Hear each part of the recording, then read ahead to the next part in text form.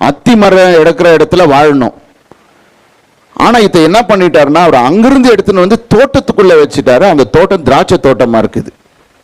இது என்ன நினைச்சுக்கிடுச்சுன்னா, திராட்சை பழங்கள் எல்லாம் என்ன இப்படி கிளை மாதிரி பரவுது, நான் வந்து செங்குத்தா வளர்ந்து பெரிய இலையா விட்டு இருக்கிறேன்னு சொல்லுது.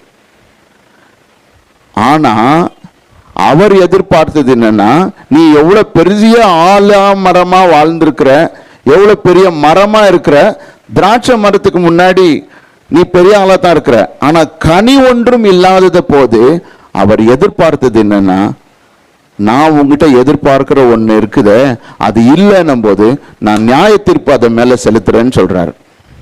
உடனே என்ன சொல்றாருன்னா, இந்த வசனம் சொல்லுது, சிலருடைய பாவங்கள் வெளிரங்கமா இருந்து. அப்போ வெளிரங்கமாவதுன்னா